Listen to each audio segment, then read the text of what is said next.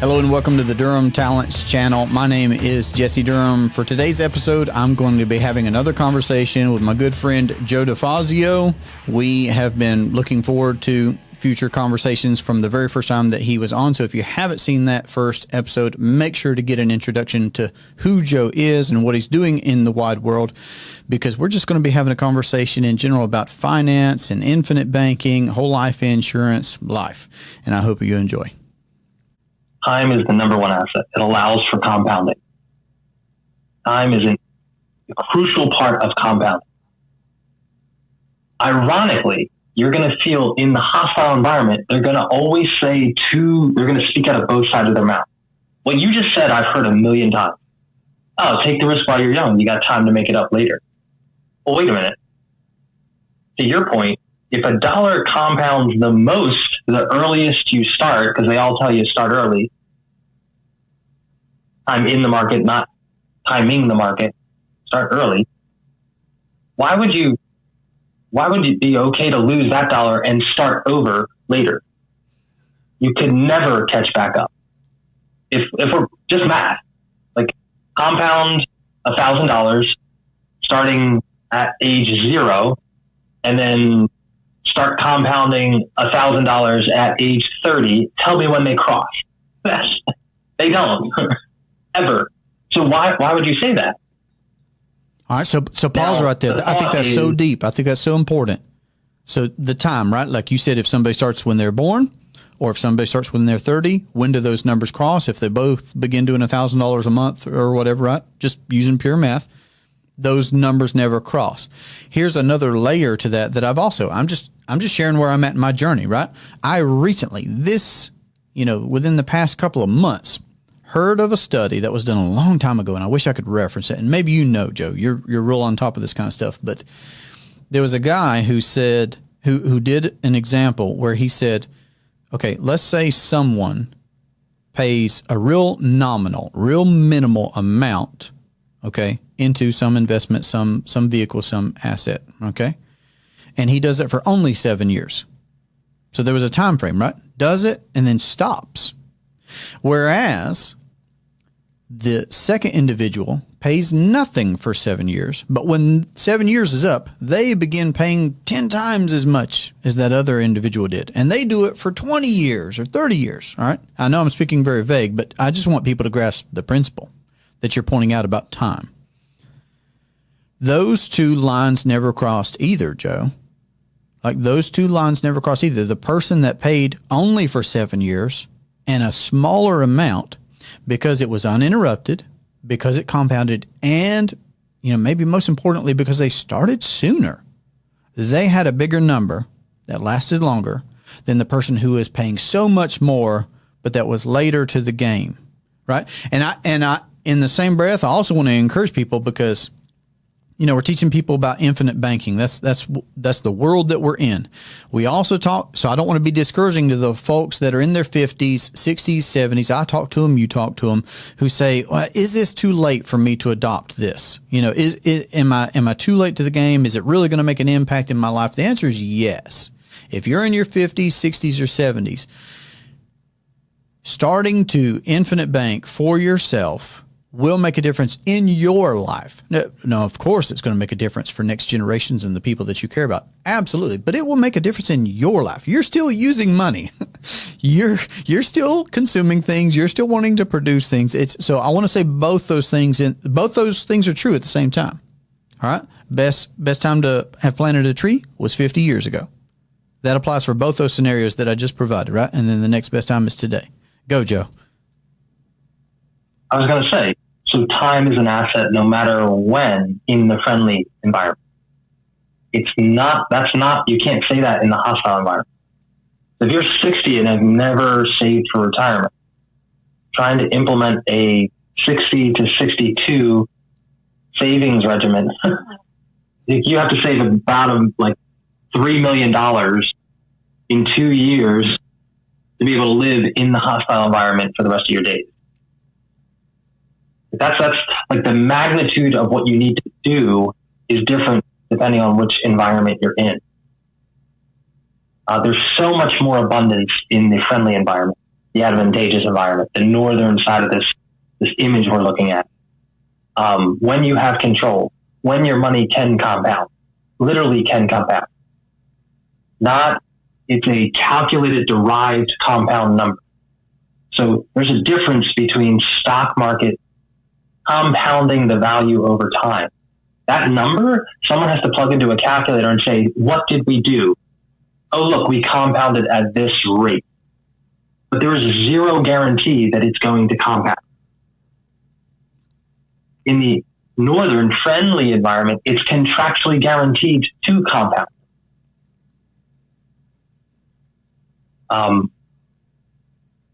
That's probably another deep dive. I wanted to make a point here just to say, I had mentioned, what was I saying right before that? You were saying, the double speak. So in the hostile environment, there's a double, you got to pay attention to what they're saying and what they're not saying. Is it always congruent? It's not. One example, Michael Kitcey is a renowned researcher, super bright guy in the financial planning space, releases tons of research articles and white papers and heads up divisions of different planning companies and developed credentials for the industry. Big time name. He was at a conference and openly divulged he has not put money into a retirement plan in like 15 to 20 years. And like everybody in the hostile environment, all the credentialed professionals, financial professionals, lost their mind, lambasted him on social media. How can you call yourself a financial advisor if you're not contributing to a 401k? And he was like, what are you talking about? I have all these businesses and my equity, like the rate of return on my capital with my equity in my company blows the 1, 2, 5, 10% you're going to get in the stock market out of the water. It's not even close. And they could not rationalize why someone would do that. And they threw all the buzzwords, like, but you're not diversified and you're not, and like they go back to that Plato quote I said much earlier. They attack when you destroy their worldview. When you start to say, but there's another option, they explode. They can't accept that. Can I tell you who you make me think of as a stark example of that right there? Because sure, that name that you said is a new name to me. Was it Michael Kissinger? What was the last name? Kitcey. K-I-T-C-E. Okay. Thank you. Real quick. But a name that other people would know too, Dave Ramsey. And I pick him because he's a big proponent, right? He does say, hey, match on the 401k, max out your IRA, 15% towards retirement, et cetera, right? And at the same time, while people will quote him, right? And rightfully so on so many things. I learned a lot from Dave, have a lot of respect for him on so many areas, love reading his material. We have very, very different views on certain things, right? Like whole life insurance and what infinite banking is. But I'm just trying to pick an example that everybody would know and recognize as saying those things. Match the 401k, max out the IRA, etc. And yet, if we assume, and I think we could assume that Dave does those things that he tells other people to do. But what do you really think is the biggest, impact in his life? What he does with a 401k or what he does with IRAs, or all those best-selling books that he is selling from his business, or all of the revenue generated from his massive business, just like you were talking about right there. And then what that capital allows him to do to reinvest in his business and grow it and scale it to the level that he has. And then other investments that he can make that are outside of, the limited amount that you can put into an IRA. Dave's not moving the needle with his IRA. He's not moving the needle with a 401k in comparison to what he's got going on. And I'm not trying to pick an example that's out of reach for anybody else. Like this environment or these contrasting environments that you're showing here, this is achievable for anybody, and most people are working in this hostile environment that you're describing. And yet the same people, no exclusions, same people. Okay. If you're in the United States, right? If you're in the United States, that's who we're talking to. But if you're in the United States, this friendly environment is also just as achievable. I love that. And I think, change slides here. I want to emphasize something you just said. Let me see if I can delete all this, John, so everyone gets it real clear. This is exactly what you just said. All right. Yeah. Pull that up where we can see. Man, your stuff. I love it. This is from IRS public use files. They calculated how the wealthiest individuals generate their income. We are all told, and I'm included in that. I was taught to teach other people this. Notice how much wages make up for even the 99% of the filing. Wages make up the majority of it. Retirement planning, put money in your 401ks and retirement plan. But look at the wealthiest people. They don't care about a 401k. It doesn't make sense for them to put money in a 401k. Like traditional advice does not make sense in that environment. They have all investment through investment and business, not ETFs. They don't have an E-Trade account. They don't have a 401k at Vanguard. Yeah, let me verbally talk through this, what I'm seeing here, because again, I know that some people are just going to be listening. Again, I want to encourage you to check out the YouTube version so that you can see this diagram that's showing wages, investments, retirement, business, and other. And it's just showing the spectrum of a quote that I think of from Warren Buffett, where he said, if poor people would just do what rich people do, they wouldn't be poor anymore. Like, this visual is the visual that goes with those words that just show, put your money where your mouth is. This is where people are at. And again, like, you get to decide, what are you? So again, more than one thing can be true at a time. Here's one where I can give Dave a lot of credit, right? Like, your ability to produce an income. He refers to it as a shovel very often, right? Like, of course you want as big of a shovel as you can have, right? As big of an income as you can have. I get it. Right. But understanding the classifications and the definitions, all these things that we've already been talking about money has to go somewhere. What are you going to do with it? Whether you're producing it, from your employment, from your small business, from your big business, like the Dave Ramseys of the world, or as an investor, like, money's got to go somewhere. So where are you putting it? And this chart right here just illustrates what Warren Buffett says about, if you do poor people things, you're going to be poor, right? That's not a judgment outside of, I would encourage anybody, myself included. I've not arrived, folks. My shovel's not as big as I would like it to be yet. I've got so many areas to improve, but Proverbs says to seek out wisdom, and there's a pretty wise guy in money, Warren Buffett, right? Saying something that is pretty wise, and we're seeing it illustrated right here. Maybe we should pay attention to that, is what I'm saying.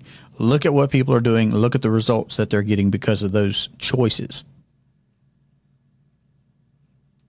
Yeah, that's so good. I want to encourage people. That's such a good quote. If you just stop, like, we all have that operating system, going back to the idea of this financial Munchausen syndrome, whatever you want to call it, the marketing system that's out there. That's where we get all of our advice. If your first instinct is to go on TikTok to see what to do with your finances, I mean, it's the equivalent of going to WebMD and telling your surgeon what they should do before you go in for the operation. Like, it's the web CFP, right? It's like, everyone thinks, everyone has an opinion, and you're more than welcome to share your opinions out there. But then there's actual results, real results with time-tested processes and methods. it kind of goes back to what we were saying earlier. The time-tested three assets that every household prioritizes were real estate, annuities/pensions, and life insurance. Dividend-paying whole life insurance. That's where they accumulated all their capital and did all the things they wanted to in their life. I just wanted to touch on one more example with this friendly versus hostile environment. A little more complex. I'll try and keep it as high level as we can, because there's a lot of people just listening. Okay. Well, at one point, just let me guide you, visually here. So feel free to zoom in, because there's a lot here, and I appreciate having the full picture, at least to get started, but feel free to zoom in anywhere as you lay out this example for us. We're at the zoomed out as far as we can go level. I just divided things in half, just like we've been doing. There's a friendly environment. We're going to just keep that on the top, just to keep things consistent. And a hostile environment on the bottom. It's the same image on the top and the bottom. And what it's referring to is what's called the capital stack. The capital stack is a fancy way of just saying, if a business goes bankrupt, what happens? Who gets the money back first? One way to think of it. So let's start with the government gets their money first. Payroll, government gets their money first. Next, we have debtors, senior debtors. They're first in line. It's secured by some asset. Think like your mortgage. The mortgage is secured by the house you bought. So if you stop paying, the bank can come and take the house, sell it to get their money back. Right? That's an simple example of a senior debt. There's junior debt. Maybe they don't have anything backing it. Think maybe a line of credit or a credit card. You bought a bunch of stuff, but there's no actual asset backing it. It was just your FICO score, something like that. And then we can gradually move up this. I'll just skip to another one that's very familiar, is equity. Equity, think like the S&P 500 or stocks. S&P 400 and 600. They're just stock. And in a traditional setting, I'm going to zoom in on the bottom, the hostile. In the traditional setting, the curve is like a compounding curve. It starts low in the left corner and goes like a J curve up to the top right corner. And what that represents, on one axis, on the left, you have returns as we're climbing. And on the bottom, the x-axis, we have risk. So the more risky it is, the more we're going to be to the right. And the higher the return, in theory, it's going to be to the top. So the top right corner should be the riskiest and the highest return. Now remember, we're using their definitions of risk and return. Hostile environment's definition. Unexpected returns. Keep that in mind. Expected returns. Whoops. Oh, jeez. I lost it. There we go. So naturally, if you've heard bonds are more conservative and stocks are more aggressive, that's what it's referring to. It's referring to how far to the right we are on this curve. Stocks are further to the right, so in theory, they have that definition of risk is greater, and they have that definition of return is greater. This is where that axiom comes that, hey, if you want more return, you have to get riskier and riskier and riskier. Right? Now, if you remember, in the hostile environment, we're speculating. What that means is we're giving our capital to someone else to make the decisions for us. We have zero control. In that environment, that's true. Like, hey, sir, go take as much risk as you can to get me the highest return you can. In the friendly environment, that inverts. And I have two arrows here where it kind of says, if you're the one in the business making decisions, right? You can drive the profitability of your business. You have control. So in a sense, there's less risk there and higher return. If you were to try and give this money somewhere else, that's what the equity is. You're giving it to a different company, like you're giving it to a different system, and there's a higher risk and probably a lower return. And one example I give is equities on average. Even if we took, you mentioned Dave Ramsey, so we're going to take his target is like 12% for the S&P 500. That's your equity target. 12% sounds really high until you learn that a bank, for example, takes your deposits, pays you something like, we'll say 1%, and turn around and lends it at 8%. Now, some people would say that's just the 7%. Who cares? I still have 12 over here. Like, well, not so fast. If all they had to do was pay 1% and they're gaining 8, well, that's a 700% gain. So on one hand, the bank is making 700, 1,000, depending on the rates here, multiples of that percent return, whereas equities at the maximum, on the long-term maximum, is 12%. So yeah, the equity is much lower than the business owner or the bank owner. And I'll stop there. That's a little bit. We're back out to reality here. What are your thoughts there? My thoughts there are, thinking about our entire conversation, and I love this, by the way. Again, I love the visuals, and I love that, for me, it must be helping a lot of people because I feel like it helps me a lot, that we can verbally talk through all this stuff while looking at these visuals to get a clear picture of, what the wide world of money looks like and what our options are. Again, the definitions are so important. Proper classification is so important. And how I would bring it home is this. Do people want to, I ask myself questions and then I try and think about the opposite and then just make a decision, right? Do people want to accumulate capital? I think everybody would say yes to that. If they could have guarantees on being able to protect the principal of the capital that they accumulate, everybody says, yeah, I don't want to lose money. Warren Buffett says, again, to give him another one, rule number 1, don't lose money. Rule number 2, don't forget rule number 1, so there's that, right? Would you like to have uninterrupted compound growth on that capital, on that money? Everybody's going to say yes. Would you like to, so just all these different characteristics that we can find in one entity, that entity being properly structured whole life insurance from mutual companies that pay dividends.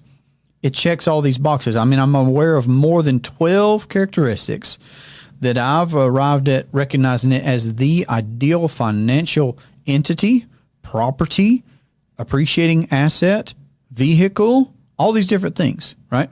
And it's the philosophy of becoming your own banker, of course, that gives structure to owning that ideal asset and operating that ideal asset, so that you're always operating in that. So I'll use your language, that friendly environment. Nash talks about it with the airplane example, which I know you appreciate and you talk about, and it's just our common language that we have here. And for anybody that's not, let me just say this: if this is your first time listening or hearing, you've not read the book Becoming Your Own Banker, that's where you need to start. There's a book by R. Nelson Nash called Becoming Your Own Banker. Read that book. That's the book that contains this airplane example that I'm going to talk about. I know that I also have an introductory video presentation to introduce you to the infinite banking concept. Check that out. That's how I was introduced to IBC, right? Back in 2015, saw a live presentation. That's my video. Check that out. And then that book. And in that book, this airplane example of airplanes experience headwinds. Airplanes experience, stale air, where they're just flying at a normal speed without impediment, right? Or assistance. And then airplanes can also experience a tailwind. That's just the environment that we're living in, right? Headwind, no wind, tailwind. It's just the environment, right? And Joe's describing the financial environments that are available to us as well. And some of these, things that people have and we're told to have or marketed to have, they put us and our money in the hostile environment where we're experiencing this headwind, where you're talking about. That's so good. And people need to listen to that and really hear it. They actually have ears and hear, right, Joe? Like that example of 12% here, 20% here. Throw out whatever rate you want to on investments or speculations that you're participating in, but it just most certainly pales in comparison to the multiples that you just described to us that the banks are earning. And when you realize that, okay, me and my money could create our own private environment from now on, period. From now on, period.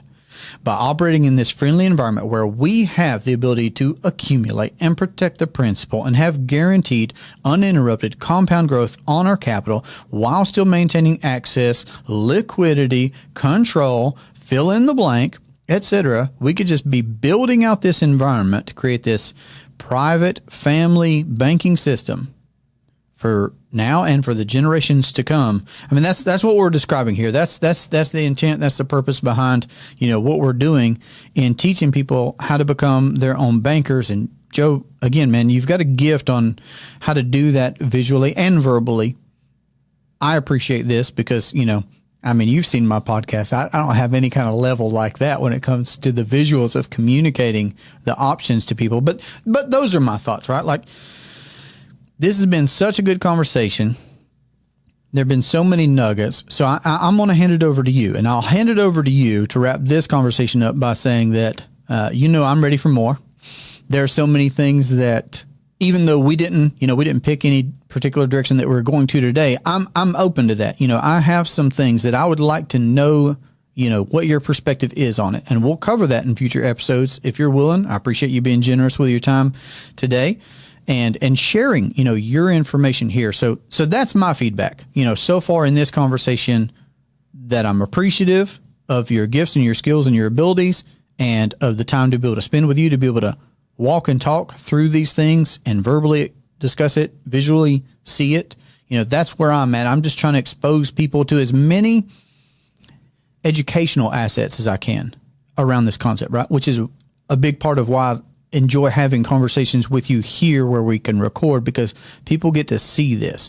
And I know that this will impact some people that maybe I can't reach just, verbally the way that I'm doing. I mean, we're better together. Iron really does sharpen iron. Everybody wins here, right? Like, you're winning, I'm winning. Everybody listening is winning by being privy to this conversation. That's what I believe. So I'll let you, do a wrap up on this particular conversation, however you'd like. Sure. And I just want to take 1 second to acknowledge, I'm just happy to be here, man. This is really cool. Be on the podcast, talking to you, having met you personally, and just being able to talk to your audience and just share. And hopefully it's helping people. Hopefully it helps them get unstuck as they're seeing some of this. I will say, if you see something in here and you have questions, I'm sure this will be on YouTube or somewhere. Drop it in whatever comment system you have there, and I'm happy to be back and we can address any comments they have. As far as wrapping this up, I kind of had 2 more ideas for you, for your audience. I wanted to introduce this stairway of enlightenment, I call it, to really, hopefully it helps people delineate what they're hearing out in the big wide world.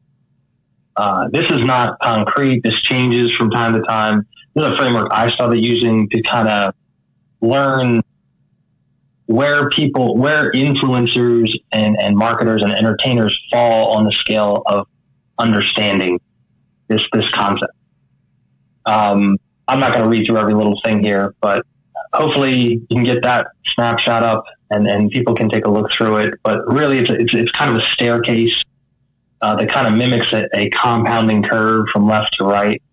And as your understanding grows, you reach a clearer and clearer resolution of what the purpose of the infinite banking concept is.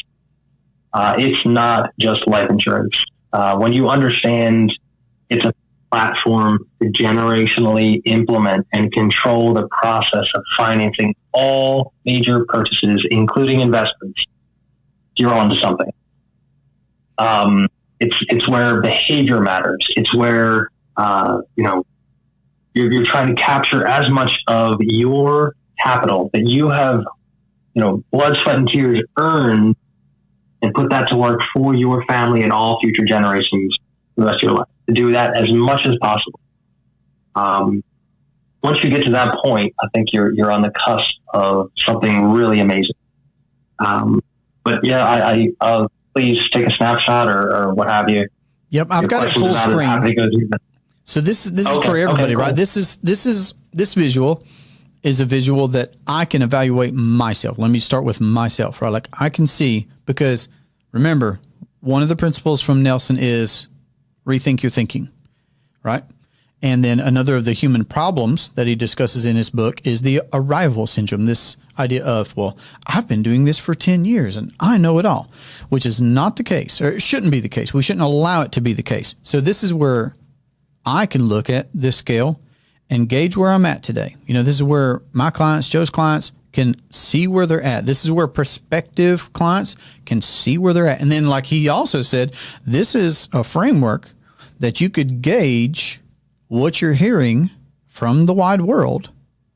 You can gauge that fruit, from that tree. So yeah, I've got a copy of it here. You can always send me a hard copy, Joe, but I really like this framework as well, because nobody's arrived. If they say they have, they're a liar, or they're that delusional. Okay. Which is maybe worse. I don't know. Both of those scenarios would be bad. But if we're fighting off the arrival syndrome and we're open to seeing where we're at, and that means then that we still have the potential for growth and improving, then this kind of a framework is helpful. Yeah. Did you have another one? You said maybe a couple things you had left to share. Yeah. So, just to finishing this up, the idea that, if you notice it's a graded stairway, and then the final step is a really high step. And it's just kind of saying, to get to that level, it's like climbing that Ninja Warrior wall, the 14-foot wall. You can't just try and hop up and box jump it. You've got to take a running leap. You've got to unlearn some of these bad habits, go back to a blank slate, and take a running jump to get up to that level. And once you're at that level, Jesse, to your point, we're always bombarded with this marketing. It's a machine. It's a machine that's been in existence for a long time. So you have to regularly review these concepts. You have to rethink your thinking. I love that. If you don't, you're gonna slide back. It's like you're on a hill on skis. You're gonna slide back down the hill and go back to a conventional way of thinking, back into the hostile environment. To get into the friendly environment, you gotta break that plateau. The only other thing I was going to share, I'll highlight two of them. Just the problem. Actually, let's just go through this. The problem for IBC, what it's really addressing. You're not going to hear the words life insurance out of my mouth here. Pay close attention. IBC is not life insurance. Right. It's not an investment. It's a process and a platform. The life insurance happens to be a tool that allows us to implement the process. But IBC is not life insurance. So here's the problem, as granular and, as simply and concisely as I can explain it to you. First, it kind of starts with the way we think.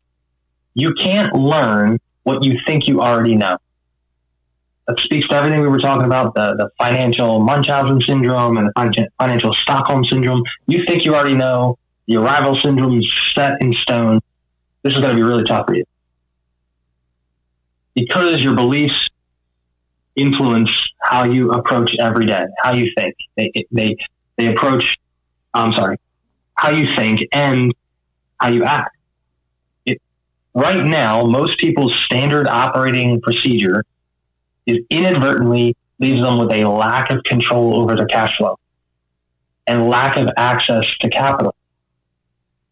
If we know for a fact, hard stop, fact, the future is unknown.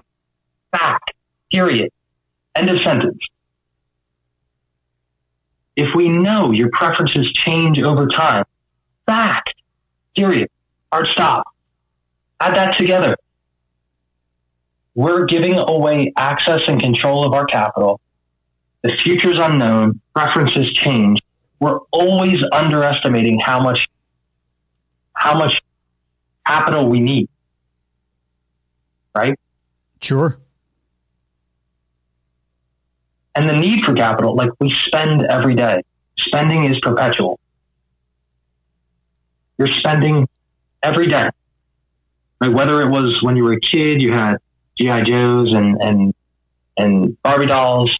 You get a little bit older, maybe it's video games, or maybe it's, skateboards and bikes and things like that. And then maybe snowboards.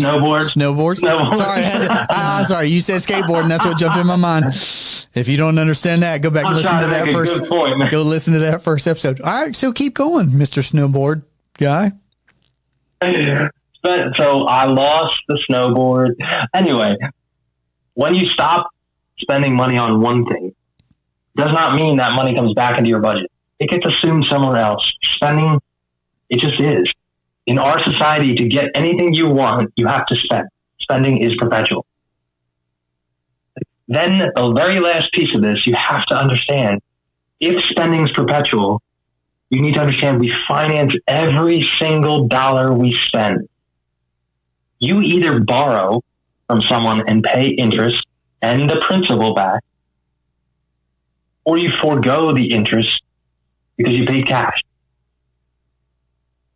All capital has a cost. That comes from corporate finance. If you start looking at it that way, the infinite banking concept becomes much more, approachable. It becomes much easier to understand. It just makes sense. Yep, I agree. On there, sense like pennies, but sense like absolutely. We shouldn't be separate from our money. I mean, that's a thing that you're saying, both mentally and literally and pragmatically. Absolutely. I mean, I love that you shared that, and I saw, for anybody that could see the left side of the screen, and maybe you won't be able to. I won't know till after editing, but you'll see there was still a plethora of visuals over there that we're going to hopefully have access to here in the future. But yeah, I mean, to wrap this conversation up, Joe, I'm already looking forward to the next one. We might break this one up in a couple of pieces. We'll see. Because I haven't been keeping a real gauge on time, right? Like I enjoy talking about infinite banking. I particularly enjoy speaking with you, and I love that we can get together and share these perspectives, you with your visuals. I think everybody wins, like I already said. So, man, thanks again for being on. Any closing thoughts? Anything that you'd like to leave folks with? No, I like where you pointed everyone. If you don't have a copy of it, I don't know if it's going to show up, but get your copy, read it. Read it 4 times. I think that was my initial advice. Read it 4 times and ask questions. Don't be afraid to ask questions. It's a foreign concept. It's not taught. You made fun of me last video. I have letters and numbers after my name like you wouldn't believe. It's not taught. No course goes over it. Nowhere. Even as a professional, it's not taught. So if you have questions, don't be ashamed. The only way to learn is to grow through that. Share your question. I'm sure somebody else is thinking the same thing. We're more than happy, like Jesse's more than happy to coach you through that. Coach you on your own journey of self-discovery. That's the goal. We're just trying to help you educate yourself. The title is called Becoming Your Own, deliberately redundant, your own banker. This isn't so I can be your banker.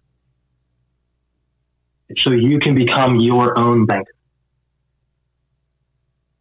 That's all I got. Yeah, man. So while it's as deep as it can be, because it's the infinite banking concept, it's also as simple as what you just said in the title. It's this. You become your own banker. That's it. Man, appreciate you being on here, Joe. Looking forward to the next one. I'll make sure to put your contact info below as always. And I'm looking forward. We'll be chatting. We'll be chatting about what we're going to get into. But man, I'm so glad I got in that snowboard joke. What a way to end it. I've had a good time. I've had a good time, man. Yeah. So for everybody, go check out that first episode. This one, I've really enjoyed it, and I'm looking forward to the next one. Appreciate you. I'm not going to let it go. Listen, you told the story. You put it out there. You could be Snowboard Joe from now on. The compound. Oh man, that's going to be my podcast, Snowboard Joe. Oh man, you need to do it, man. You need to do it. I mean, as happy as I am to have you on here, whatever's in your heart to do, man, put it out there for sure. The book, the podcast. I don't know. I expect great things. Obviously, appreciate you, man. All right. Good to be here. I love it. Until next time. Well, I hope you enjoyed that conversation as much as I did. I really appreciate Joe coming back on another time and us securing some time in the future. His contact information will be below, mine as well, durhamtalents.com. Remember to live and leave a lasting legacy. Have a great day. Take care.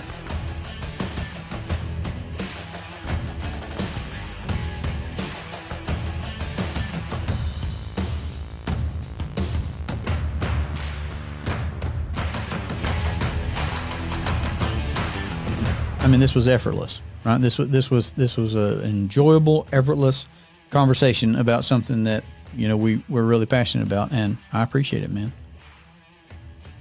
Yeah, likewise. I got to give myself a slogan, like your closing tagline. I mean, that's just where I'm at right now. In the beginning, it was digging up buried talents, and it's still that, but it's also. When I started the particular series that I did, the life lesson series that I have on my YouTube, and that's an ongoing big picture project for me, is to put out more life lessons. I've covered things like legacy so far, getting out of debt, but it's all L associated. Legacy, leveraging liabilities, land. I've done an episode on real estate. So it's all L stuff, and that's where I kind of got and developed that live and leave a lasting legacy, right? Because that's what infinite banking is you're living it out. Right? You're leading by example. You're living out being your own banker, and yet it creates this legacy. So I mean, that's where I'm at right now. But in the beginning, it was digging up buried talents, and it still is that. It's still the Durham Talent Show or whatever that is. It's just me talking about infinite banking. But I think I shared with you that it came from that scripture about the talent. So yeah.